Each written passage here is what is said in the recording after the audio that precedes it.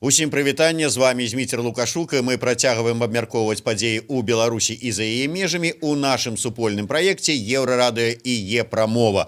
Мой сённяшні суразмоўца, дырэктар па даследаваннях цэнтра ІСТ, эксперт iSense Андрей Елисеев. Добрый день, спадар Андрей. Добрый день. Ну што, пра што будзем гаварыць? Безумоўна, пра чарговую лібералізацыю адміністрацыйных і крымінальных кодексаў, якую нам падрыхтавалі нашыя законатворцы, так бы мовіць. І пачнем з правак ці увогуле новага закона аб экстрэмізме, які нібыта ўжо нават перададзены ў палату прадстаўнікоў для разгляду. Андрей, ці бачылі вы праект гэтага дакумента?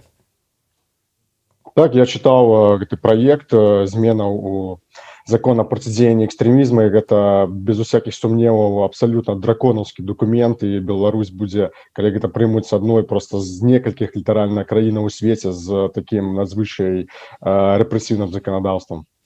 Але ж вот глядзіце, калі паглядзець на тое, што адбываецца зараз у свеце, ва ўсім там розныя гэтыя экстрэмісты, бомбы падкладаюць, будынкі захопліваюць, школы і гэтак далей. Можа і сапраўды трэба ўдасканаліць беларускае заканадаўства, каб яно адпавядала сучасным выклікам з боку экстрэмістаў?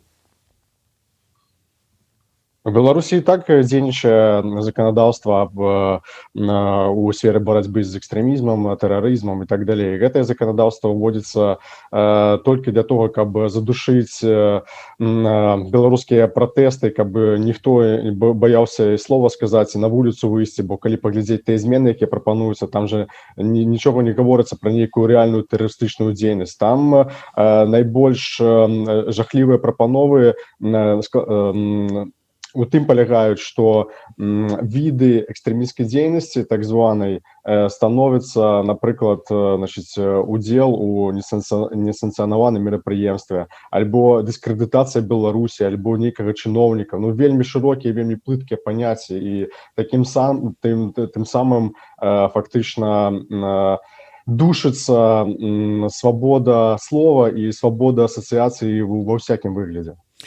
Ну, у такім выпадку давайте, можа быць, па пунктах, што у гэтым праекце закона вас, ну, вот там, па-першае, другое, трэцяе, асаблівае выклікае занепакоенасці?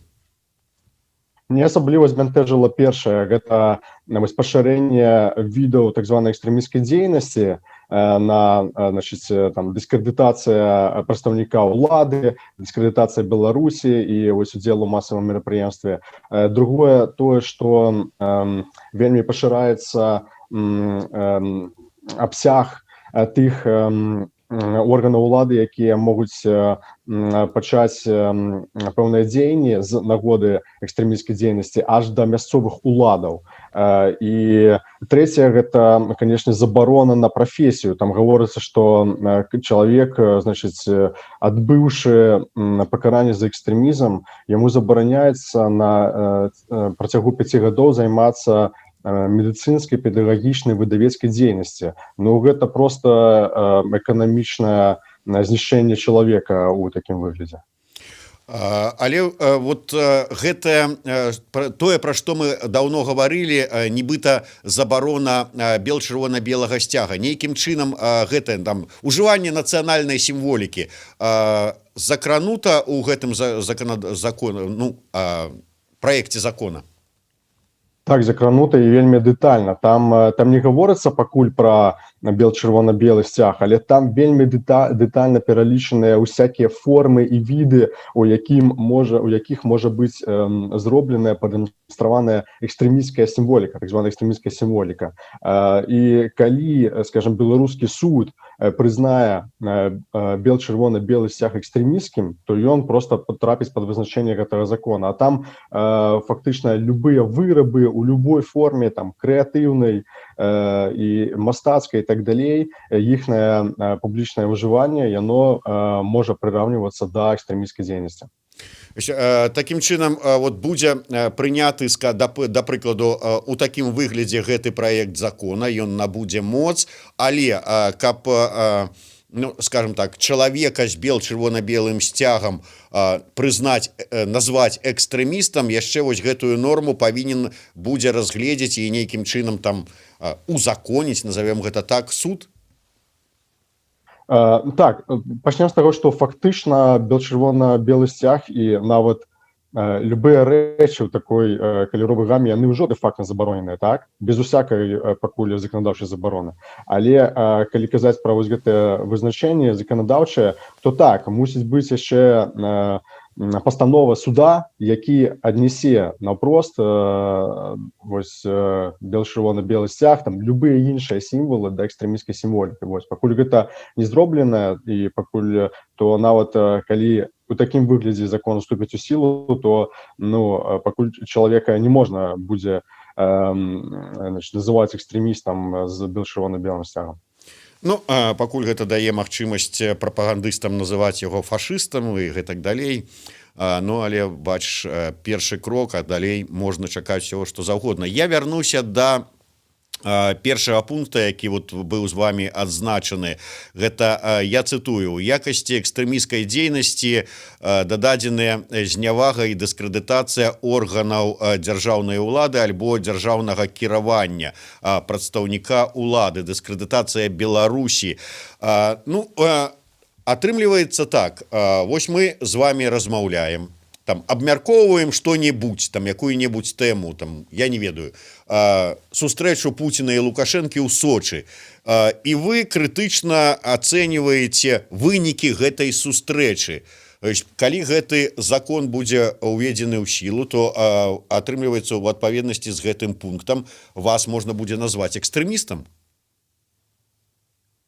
У тэорыі можна будзе крытыку, калі вельмі шырока гэта трактаваць, а гэта любяць рабіць беларускія органы, то сапраўды нейкую абсалютна легітымную і факталагічна абгрунтаваную крытыку можна будзе, значит, пры хаценні залічаць у экстрэмізм.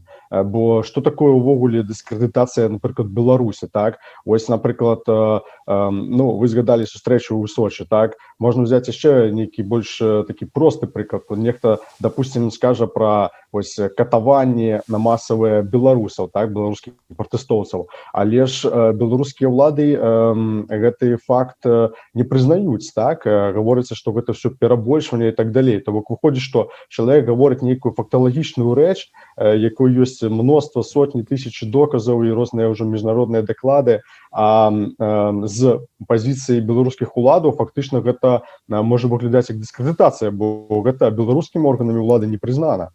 Прынамсі у нейкіх там фармулёўках, так, калі там нехта скажа, што гэта былі злачынствы супрацьчалавечнасці, як ужо аўтарытэтныя праваабаронцы, у тым ліку міжнародныя гэта вызначаюць. Ну, калі, напрыклад, казаць пра сустрэчу ў Сочы і дапусціць сабе фразу пра тое, што Беларусь губляе суверэнітэт, зноў-такі можна сказаць, як гэта беларускія ўлады зараз у Лукашенко любіць абстаўляць, што не, гэта не гандаль суверэнітэтам, гэта ўвогуле просто, ну, паляпшэнне, значыць, там адносінаў з Расіяй на карысць беларускаму народу. Гэта дыскрэдытацыя, гэта зусім не слушная фармулёўка.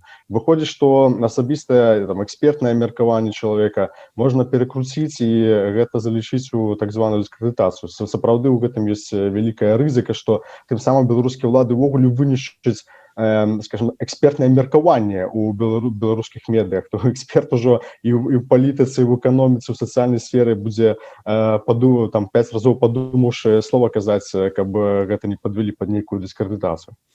Ну так, сапраўды, то есть выглядае такім чынам, што я, да прыкладу, звяртаюся да вас з просьбай абмеркаваць, выказаць сваё экспертнае меркаванне па тым ці іншым пытанням. Вы скептычна ці крытычна настроеныя у дачыненні да вот таго што зрабілі ці як дзейнічаюць беларускія ўлады, але вы задумваецеся, ці магу я агучваць гэта ўсё, таму што паслухаюць там, дзе трэба нашу размову, і калі ласка, Елисеев экстрэміст.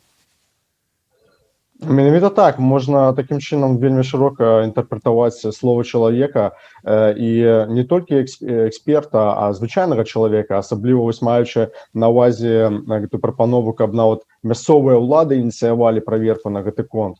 Ну, што гэта выходзіць? Гэта выходзіць, што вось выканкамаўцы, так, па кожным раёне Беларусі, яны значыць, будуць мець нейкі прывілей, так, яны любога чалавека мясцовага, які там слова скажа ў крытычнае ў іх дачыненні, яны гэта могуць таксама там абярнуць там і звяртацца ў судовыя там органы юстыцыі на тое, каб пачаць праверку. А зараз мы, в прынцыпе, ведаем, што у шмат такіх раёнах Беларусі ўжо ёсць нейкія звязкі такія кіраўнічыя, так, я маю на ўвазе там і сувязі сваякоўскія паміж, скажем, там кіраўніцтвам выканкама і нейкімі высокімі пазіцыямі у там мясцовых органах юстыцыі, праваахоўных органаў. Гэта выходзіць, што нейкія могуць такія, як ужо удзельныя княствы дзейнічаць. Ну вось мясцовыя ўлады на кожную крытыку могуць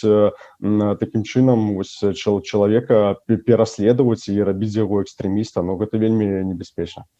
Атрымліваецца, і на што у такім выпадку Беларусь становіцца падобная, на каго са сваіх, я не ведаю, суседзяў, не суседзяў, а з якіх краінаў? Да я б не сказаў, што она становіцца на кагосьці падобным. Гэта Беларусь, наадварот, робіць яшчэ мацнейшай уладную вертыкаль у адрозненні ад суседніх краінаў.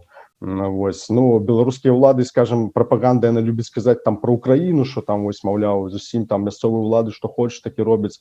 Ну, і тут можа быць нейкае падабенства таму. Вядома, гэта няма ніякай аўтаноміі, так, мясцовых уладаў, там, выканкамаў ад цэнтральных уладаў. Яны падначаленыя, як у арміі, вельмі сурова. Але, тым не менш, пэўная, скажем так, это можа даць прывілей мясцовым уладам рабіць там прававое бязладдзе ў дачыненню да любых крытыкаў гэтай самай мясцовай улады. Ну так, конечно, слова сказаць супраць кіраўніка з Мінска ніхто з мясцовых не асмеліцца, а прыціснуць любымі спосабамі мясцовага апанента ці крытыка, дык гэта толькі да, і я думаю, што наверсе будуць гэта толькі вітаць, няма чаго тут разводзіць усё это, разгул дэмакратыі устраиваць. Так, пагатоў там вельмі шырокая фармулёўка пра дыскрэдытацыю прадстаўніка ўлады. Прадстаўніка ўлады, гэта што, можна залічыць не толькі там працаўніка выканаўчага камітэта, гэта можна і што, і саветаў дэпутатаў залічыць, а можна залічыць нейкую там іншую пасаду, нават наўпрост не звязаную з там мясцовай уладай у выглядзе выканкама, але тым не менш, якое мае дачыненне да дзяржавы, так? Ну тут просто надзвычай шырокія фармулёўкі і поле для таго, каб спрабаваць там за вушы працягнуць экстрэмісцкую дзейнасць. Ну што ж, законапраект пайшоў нібыта ў палату прадстаўнікоў, паглядзім, як будзе. Яшчэ адзін момант хацеў бы з вами абмеркаваць. Учора вечарам даволі такі, ну, назовем так, цікавы допіс зрабіў на сваёй старонцы ў Фейсбуку дэпутат палаты прадстаўнікоў, кіраўнік ліберальна-дэмакратычнай партыі Беларусі Олег Гайдукевич. Праўда, вот зараз я шукаў гэты допіс, ён яго чамусьці выдаліў, але тым не менш, там была такая фраза, што мы тут будзем наводзіць парадак і яшчэ вот ужо на веснавой сесіі прымем закон аб замежных агентах. Для Беларусі гэта новая з'ява. Што гэта такое? Чаго чакаць беларусам, калі вот гэтая норма будзе ўведзеная? А гэтая норма, яна ўжо для вынішчэння усякіх няўгодных арганізацый, як палітычных партый, любых няўрадавых арганізацый, але таксама і асобаў, бо калі ўзяць расійскі аналаг гэтага закону, там выходзіць, што у публічнай дзейнасці арганізацыя, ці якая мае сродкі, прынамсі часткова, так, з фінансавання з іншай краіны, мусіць пазначаць сваю прыналежнасць да так званага замежнага агента. Вось, і беларускія ўлады яны могуць увогуле там заканадаўча абрубіць удзел такіх арганізацый увогуле ў грамадскім палітычным жыцці. Фактычна гэты закон зноў-такі, калі яго шырока трактаваць, так пад яго можна там вынішчыць усе абсалютна няўгодныя няўрадавыя арганізацыі, не кажучы ўжо пра палітычныя партыі. І там яшчэ могуць быць такія фармулёўкі, якія фактычна любога чалавека, апанента ўлады, можа забараніць яму ёй удзельнічаць у палітычнай дзейнасці. Гэта проста падстава для таго, каб вынішчыць палітычнае поле і дапусціць ужо там ад гэтага моманту дапускаць да ўдзелу ў выбарах любых узроўняў, прэзідэнцкіх, парламенцкіх, мясцовых, толькі людзей, якія зусім лаяльныя да ўлады, і такім чынам рабіць такі вельмі жорсткі адбор, хто ўвогуле балатуецца, а потым казаць, глядзіце, у нас жа тут як бы вольна, вось мы дазваляем удзельнічаць у выбарах, але толькі тым, каму вось мы там, хто прайшоў вельмі значную праверку па ўсіх фронтах. Вот мне просто стало цікава, таким замежным агентам будуць лічыцца толькі структуры, якія маюць пэўныя стасункі з заходнімі партнёрамі, ці, скажем, тут нейкія філіалы заходніх, там грамадзянскіх нейкіх ініцыятыў ці гэтак далей, а тыя, хто маюць карані расійскія, яны будуць замежнымі агентамі? Мне здаецца, там будзе такая фармулёўка пра, зноў-такі, прывілеі структурам, якія маюць дачыненне да так званага саюзнай дзяржавы. Вось і ўсё. Таму гэта будзе тычыцца толькі тых арганізацый, людзей, якія маюць нейкія партнёрскія сувязі у краінах, перадусім заходніх, а ніяк не Расіі. Ну што ж, калі казаць пра будучую магчымую палітычную рэформу ў краіне, то пра заходнія ці там сілы, якія маюць нейкія сувязі з заходнімі партнёрамі, іх магчымасці абрубаюцца, а пра расійскім нішто не перашкаджае. Абсалютна так, адбываецца проста паступовае вынішчэнне ўсіх прабеларускіх, умоўна празаходніх. Зноў-такі, тут такое разуменне нездаровае у беларускіх уладаў, у расійскага боку, што калі нейкая арганізацыя, допустим, мае падтрымку з нейкага заходняга боку, то яна, маўляў, празаходняя, так? Гэта далёка не заўсёды так, бо справа ў тым, што можа выдзяляцца фінансаванне на нейкую дзейнасць, допустим, там абарона жывёлаў, так, возьмем нейкую нейтральную сферу. Гэта што, выдзяляецца заходняй арганізацыі? Гэта што? Значыць, што гэтая беларуская арганізацыя, яна становіцца аўтаматам празаходняй, там звычайна няма ніякіх падрабаванняў на тое, каб арганізацыя, праводзячы сваю дзейнасць, нейкім чынам паказвала публічна свой піятэт для захаду ці рабіла прамоцыю нейкіх заходніх краінаў і так далей. Такога няма. То бок гэта проста вельмі жорсткая маніпуляцыя на тое, што калі нейкая асоба ці арганізацыя атрымлівае нейкае фінансаванне з заходняй крыніцы, то яна становіцца вось ужо, маўляў, празаходняя. ну гэта вельмі такое штучнае разуменне, а ўвогуле асноўны атрымальнік заходняй дапамогі гэта не нейкія няўрадавыя беларускія арганізацыі, гэта беларускія дзяржаўныя органы. Заўсёды з гэтага фінансавання там на патрэбы беларускага грамадства, калі паглядзець гэтыя лічбы, гэта публічная інфармацыя, напрыклад там нейкія праграмы еўразвязу, так, на Беларусь. Большасць гэтых грошай ніколі не ішла на нейкія няўрадавыя арганізацыі беларускія, яна ішла на беларускім дзяржаўным органам, мясцовым органам, нейкім праўрадавым арганізацыям. Дык што, тады давайте залічаць і праўрадавыя арганізацыі, мноства абсалютна праўрадавых арганізацый таксама ў той ці іншай ступені калісьці маглі браць удзел у нейкіх праграмах, якія мелі у тым ліку фінансаванне ад заходніх краінаў.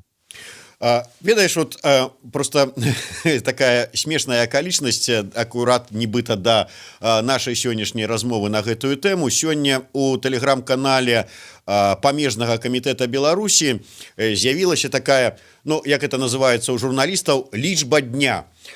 І яны напісалі: больш за 5 мільёнаў долараў США міжнароднай тэхнічнай дапамогі засвоена на нарошчванне інфраструктуры беларускай мяжы за 2020 год.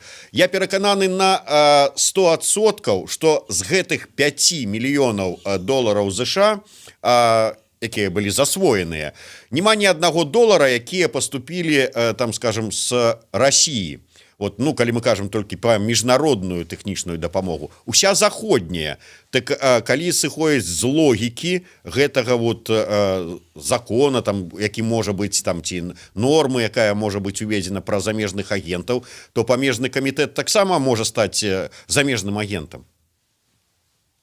Ну, выходзіць, што менавіта так. Але, вядома, яны перакруцяць у законе гэтую фармулёўку на тое, што гэта не будзе кранаць дзяржаўныя органы, так? То бок супрацоўніцтва дзяржаўных органаў будзе выстаўляцца як абсалютна там легітымнае, а менавіта дзейнасць недзяржаўных арганізацый, вось, любога плану, я дапускаю, там могуць яны пазначыць і царкоўныя арганізацыі, і спартовыя, это не тое, што там нейкія праваабарончыя арганізацыі. Вось яны будуць менавіта іхную дзейнасць, калі яна там хоць нейкай адной капейкай звязана з дапамогай на нейкай заходняй краіны, увязваць з замежнымі агентамі. Ну так, праваабаронцы это ж не дзяржаўныя установы, якія атрымліваюць, дарэчы, вот ужо падлічанае, і здаецца, вы, Андрэй, таксама на гэтую тэму пісалі пра тое, што самы вялікі грантасос, ну так кажучы слоганам нашай дзяржаўнай прапаганды, грантаатрымальнік дапамогі заходняй, гэта менавіта дзяржаўныя беларускія структуры. Так, і не толькі міністэрствы, а гэта могуць быць і мясцовыя органы ўлады, нейкія беларускія выканкамы, якія бралі ўдзел у розных там экалагічных праектах, звязаных з дапамогай нейкім катэгорыям насельніцтва, сацыяльнай дапамогай і так далей. Таму так, сапраўды тут ну просто перакручваюць і ставяць, значыць, з ног на галаву ось гэтую абсалютна нармальную практыку ў сучасным свеце, значыць, з атрымання дапамогі абсалютна легітымнай, адкрытай, празрыстай дапамогі вось на абсалютна канстытуцыйныя мэты. Хай то будзе там абарона экалогіі, жывёлаў ці катэгорыі насельніцтва з нейкімі праблемамі. Гэта абсалютна нармальная практыка,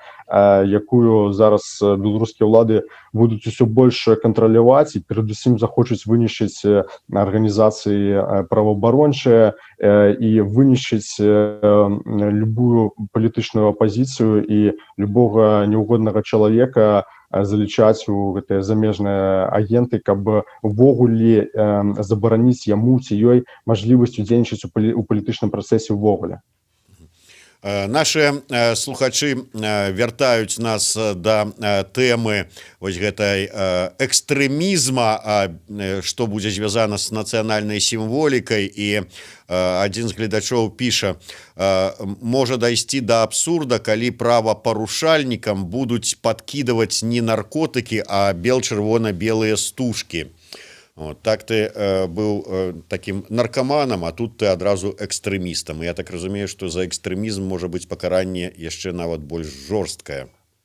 Ну, там у гэтым законе ёсць фармулёўка наконт таго, каб гэта экстрэмісцкая сімволіка, каб чалавек меў намер яе распаўсюджваць ці публічна дэманстраваць. Я не думаю, што ажно да таго дойдзе, што проста наяўнасць там стужкі чырвона-белай ці сцяга ў сваім доме прывядзе да прызнання гэтага чалавека экстрэмізмам. Гэта прынамсі пакуль не вынікае з такіх фармулёвак, якія сфармуляваныя, але вядома, тут вельмі шырокі абсяг для таго, каб там пачаць рыць на нейкага няўгоднага чалавека. Ну, слухайце, калі вось вяртацца да мясцовых уладаў, што мы закранулі, умоўна кажучы, там нейкі чалавек у нейкім там добрушы, докшыцах, неважна дзе, там нейкім чынам просто ў асабісты канфлікт увайшоў з нейкім там, не ведаю, сваяком, сябром нейкага выканкамаўца.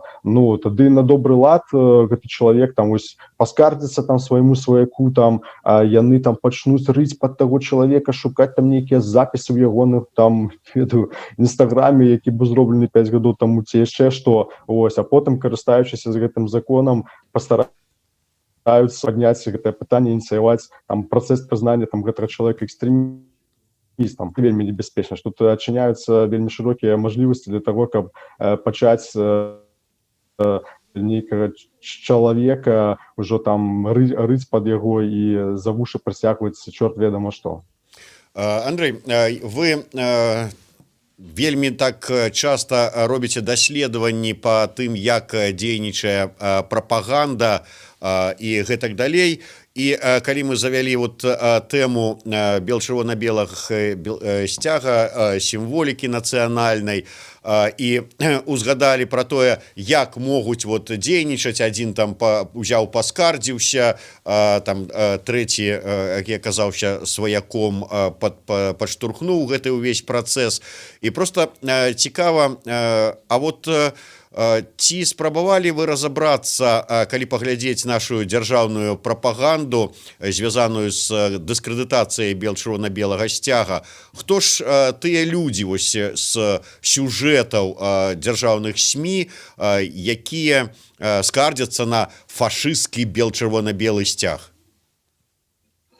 Увогуле, што апошнім часам робіць дзяржаўная прапаганда, яна пускае серыю сюжэтаў пра нацысцкія злачынствы, пра нейкія акцыі памяці тых людзей, якія загінулі ў нацысцкіх злачынствах.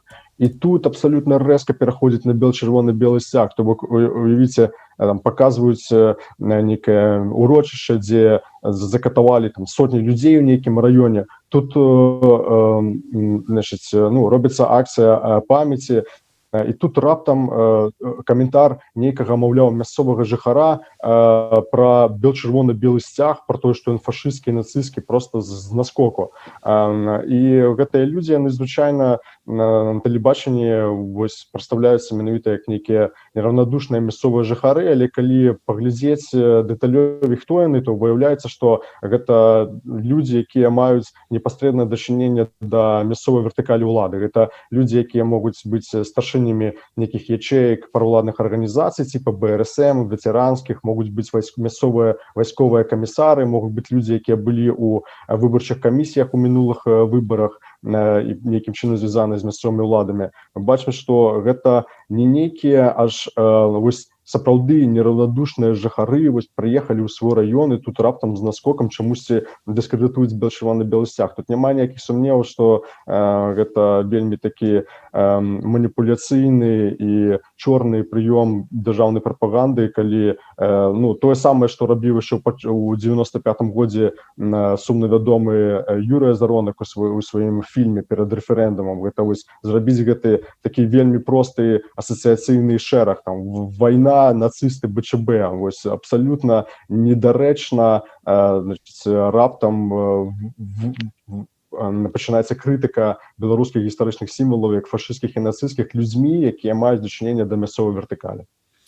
Ну так, дарэчы, калі ўзгадалі прапаганду усю гэтую, нашумелы сюжэт по СТБ, дзе нам расказваюць про тое, што краіне трэба наводзіць парадак, а то гэтыя вось змагары і ходзяць па вуліцах і не даюць спакойна жыць людзям, і ў якасці прыклада прыводзяць нямецкі парадак, які дасягаўся такімі простымі метадамі. Не купіў квіток на цягнік, вывелі з вагона, расстралялі, скраў з поля памідор, а на краі стаіць шыбеніца, адвялі ды павесілі. Як гэта расцэньваць? Я ўжо не кажу пра узгаданага Азаронка малодшага, які ў сюжэтах паказвае тых, пра каго ён гаворыць на фоне таксама шыбеніцы пятлі. Як гэта расцэньваць? Ну гэта ўжо зусім не прыхаваная прапаганда варажнечай, нянавісці, заклік да гвалту. Прычым ўжо няма ніякіх рамак, і ранейшая прапаганда больш грунтавалася на нейкіх такіх чекісцкіх канцэпцыях сталінскіх, а тут ужо вось гэты матэрыял Голікава пайшоў зусім у апраўданне нацысцкіх абсалютна бесчалавечных дзеянняў. То бок фактычна ён прыхавана апраўдаў публічныя забойствы нацыстамі жанчын і дзяцей. Там не просто нават людзей, якія ехалі ў цягніку, там гаворыцца пра жанчыну і дзіцё. Вось, ну гэта ўжо зусім яўнае пашырэнне гэта мова варажнечы і фактычна заклік да гвалту. І ў канцы гэтага матэрыялу, я звярну увагу, ён гаворыць пра тое, што фактычна Беларусь вернецца да стандартаў нацысцкай Нямецчыны. Ён там не гаворыць пра нацысцкае, але вось гледзячы з гэтага пасылу першапачатковага нацысцкага, гаворыць, што, маўляў, вы хацелі, глядзіце на Нямецчыну, мы зробім вам Нямецчыну з яе стандартамі. Ну, гэта ўжо зусім безмежная не проста прапаганда, а менавіта заклік да гвалту і апраўдання нацысцкіх злачынстваў. Ну і на завяршэнне, калі ўсё ж такі вяртацца да гэтых ініцыятыў пра законапраект аб супрацьдзеянні экстрэмісцкай дзейнасці, пра вось гэтых замежных агентаў і гэтак далей, ці ёсць, ну, калі рэальна глядзець на тое, як працуе сёння, як працуе там законы ў Беларусі, на тое, што у нас зараз, як кажуць эксперты, прававы дэфол у гэтай усёй сітуацыі, мы можам нейкім чынам, ну, я не ведаю, там, спыніць, не спыніць, а супрацьдзейнічаць прыняццю такіх, як вы самі адзначылі, драконаўскіх законаў? Я не бачу механізму, як у бліжэйшыя там тыдні, умоўна кажучы, беларускае грамадства можа спыніць, бо уладам так званым увогуле абыякава меркавання грамадства, і гэта ўсё ідзе з абсалютна дакладнага загаду Лукашэнкі. Гэта не проста нейкія там баяры, нешта не так, там ужо перагнулі палку і ўжо там не так зверцанілі ягоныя словы. Я нагадаю, што вось апошняя такая нарада на гэтую тэму, якая была ў канцы студзеня, на ёй Лукашенко наўпрост сказаў і даў загад пра тое, што, ну, напрыклад, маўляў, чалавек, калі двойчы парушыў заканадаўства пра масавае мерапрыемства, каб яму была крымінальная справа. Вось, была фраза сказаная, што калі другі раз, то типа хай сядзіць. Гэта абсалютна дакладны загад Лукашэнкі і з абсалютна з тым прыцэлам, каб гэта было прынята яшчэ ў першым квартале гэтага года, на тое, каб менавіта ўсіх застрашыць перад пацяпленнем, вясной, пачаткам лета, каб людзі баяліся выйсці і слова сказаць. Вось, таму гэта ўсё ідзе ад таго самага чалавека, а такім чынам, як беларускае грамадства зараз можа спыніць гэты абсалютна наўпроставы ягоны загад на прыняццё гэтых законаў. Ну што ж, асыходзячы з таго, хто як працуе, як галасуе Палата прадстаўнікоў сённяшняга складу, ну то мала нейкіх там спадзеваў, што нейкім чынам ўсё ж таки яны хаця б на тым узроўні тармазнуць гэтыя законапраекты. Ну вось у такой сітуацыі і жывём. Дзякуй вялікі. Андрэй Елісееў, Зміцер Лукашук у сумесным праекце Еўрарадыё і Е-прамовы. Беражыце сябе.